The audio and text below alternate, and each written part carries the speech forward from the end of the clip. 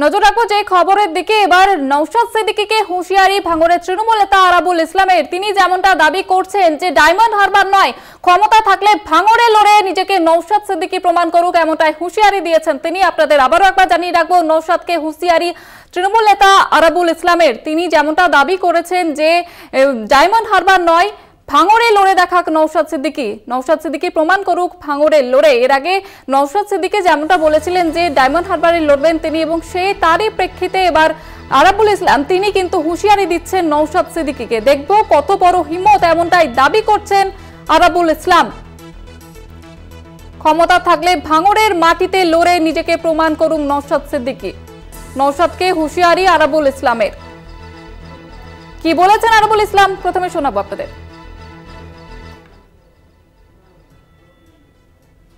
আমরা চ্যালেঞ্জ করে বলতে চাই, নওশাদ তুমি জেনে রাখো, তুমি একটা বাচ্চা ছেলে, তোমার জেনে রাখা উচিত রাজনৈতিক ক্ষমতা তোমার কতটা। সেটা ভাঙড়ের মানুষ আস্তে আস্তে বুঝতে পারছে। তুমি আজ ভাঙড় থেকে পিছু হতে ডায়মন্ড হারবারে যাচ্ছ। তোমার ওখানকার ছেলেরা গলায় তোমার জুতোর মোড়া দিয়ে, গলা ধাক্কান দিয়ে ডায়মন্ড হারবার থেকে তোমাকে পার করবে নওশাদ, তুমি এটা জেনে রাখো।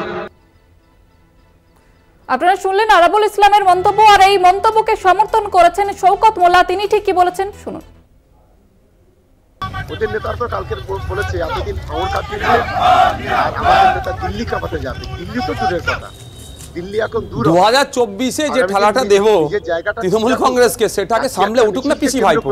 কোথায় দাঁড়াতে হবে না দাঁড়াতে, যেভাবে তৃণমূল কংগ্রেসের এতদিন সাধারণ সমর্থকরা রাস্তায় নেমেছে দিল্লি কাঁপাতে, তাতে করে আজ থেকে ওর 100 ডিগ্রি জ্বরটা 103-4।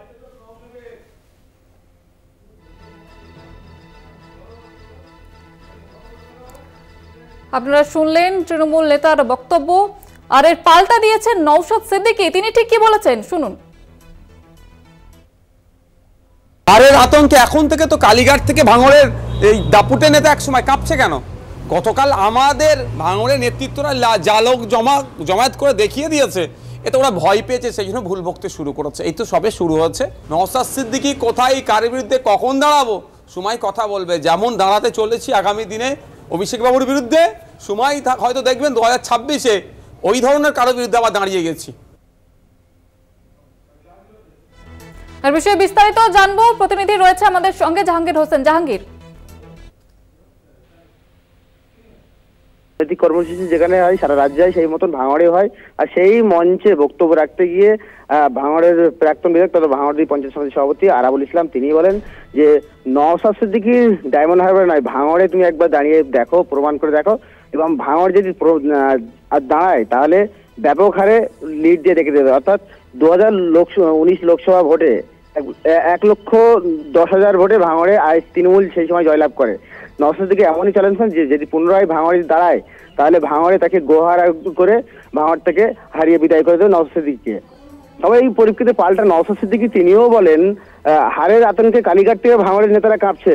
ভাঙড়ের আইএসএফ নেতারা যেভাবে লোক জড়ো করছে, সেই লোক দেখে ভুল বকা শুরু করছে তৃণমূলের নেতৃত্বরা, এমনটাই কিন্তু নওশাদ সিদ্দিকী পাল্টা দিলেন।